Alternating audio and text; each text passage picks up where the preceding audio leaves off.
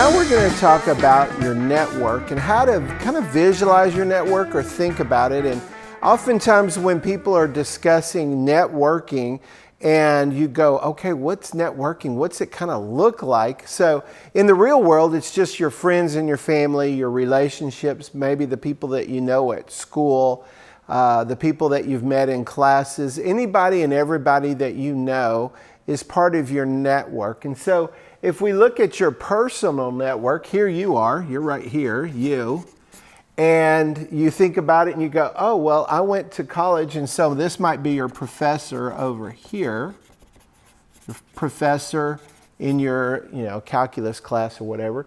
These are all the people that you got to know there, and you kind of enjoyed getting to know them. And then one of the guys in the class actually belongs to a karate class. And so you may have met some of these folks over here, so you actually have some folks in a karate class. So one relationship leads to a new group, and then this may be your personal family here, the folks, brother, sister, friends, family, aunts, uncles.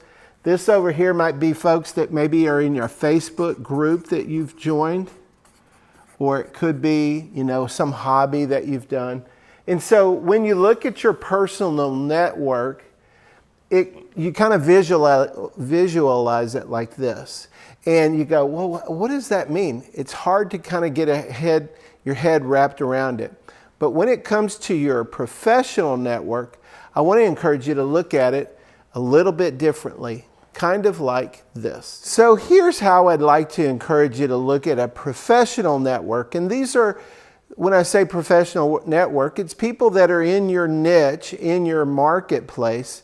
So for example, if you were working in Atlanta, you might have Company A as a civil engineering firm, and you would visualize it as this is the CEO, and this is the president. Over here's the HR department.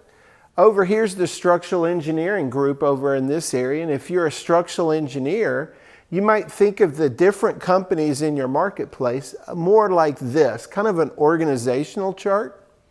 Now, when you're doing your LinkedIn profile and your research, you might notice, oh, I've connected with, I know who the HR person is at that particular company. I might know who the decision maker is. I might have connected with somebody in the mechanical engineering department. And so as you start connecting with different people, you can kind of start creating a look at a particular org chart for a particular company. Now, one of the things you'll notice is we have 10 companies here. A and B are pretty big firms. And then we have a number 6 or 8 other firms right in here. And you'll know that not all firms are the same size. So what we call that is the 80-20 principle. 20% of the companies in the marketplace are going to be the big firms. If it was in engineering, almost every city, Jacobs and AECOM are going to be a couple of the biggest engineering firms in any market because they're huge. And they're also going to have a recruiter that works for each specific company. But as the companies, the other firms that are out there, they're going to have smaller and smaller firms. You may even have a one-man firm who's the president. He's been in business for 15 or 20 years, and he might have a secretary. He might have, some draftsmen, and then he may have 7 or 8 engineers that work directly for him. So each of these companies that are in your marketplace have someone that you would like to connect with. So think about them in that order. Instead of them being just kind of willy-nilly, think about them, oh, I've got this person connected. And you always want to target that guy right there. This guy is the decision maker, the hiring manager for the structural engineering group. Typically, if he's in a big company, he might be a director of engineering. He might be a director or a branch manager for structural engineering in that particular market. So you're always kind of targeting, that's your hiring manager, and we'll use that term HM in all of our works. That's the guy that you ultimately want to go talk to because he's going to be the decision maker that says, yes, I want to hire you for that role right there. And so this is the guy. And so regardless if it's a smaller firm, it's going to be the head guy. But there still might be a senior engineer who's been there for a while. You may want to connect with him because he might be able to give you an understanding of what the hot buttons are within that particular company. Excuse me. When you're doing your LinkedIn search, you also want to focus on connecting with everybody. So if it's the structural engineering department, you're a structural engineer, send out a connection request to everybody in that whole branch. Why? Because if it's like 10 or 15 structural engineers, if you send out a connection request to 10 or 15 people, typically you'll get 2 to 3 to 4 that will connect with you. And then that's your into this particular firm, is by focusing on the folks in that department and then trying to do research to figure out who your hiring manager is.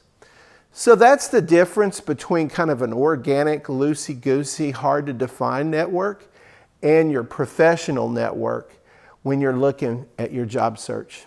So there you go. That's how job searches work in any particular city. You're going to have a couple of bigger firms or a few bigger firms, and then you're going to have a bunch of little ones. And they all have job openings there.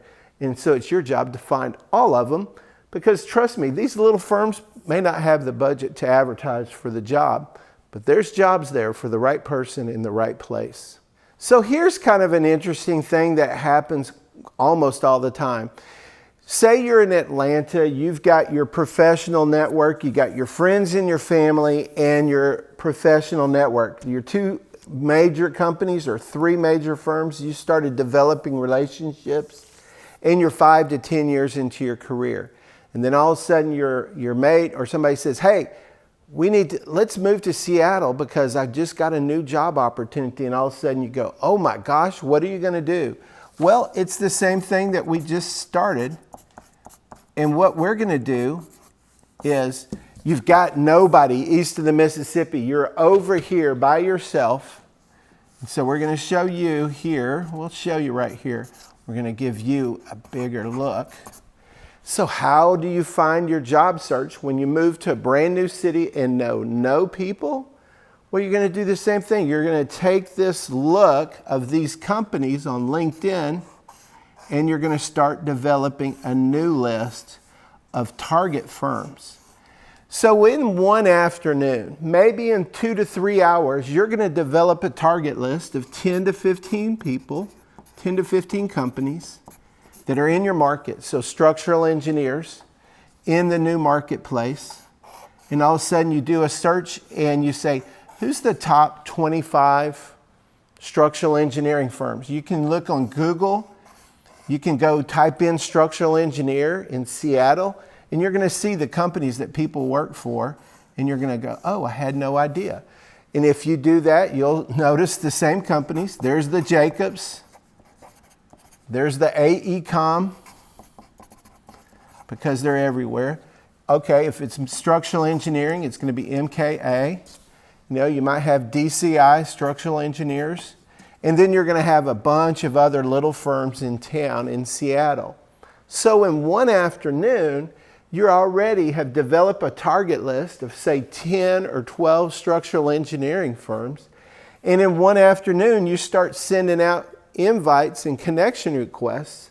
And literally, you get to send out 100 connection requests each and every week. LinkedIn wants to limit it a little bit so that you can't go and they say, surely somebody can't connect with 100 people. So they don't want you to do that. So they want you to focus on making new connections in new towns. If you send out 100 connections to these companies, you're going to get those connections in, and real quickly, you've established in the first 3 weeks a really strong professional network in any city at any point in your career, just by having a focused understanding of what a professional network looks like. Okay, so that's it for now, and we'll jump into the next section where you learn how to take your job search to the next level.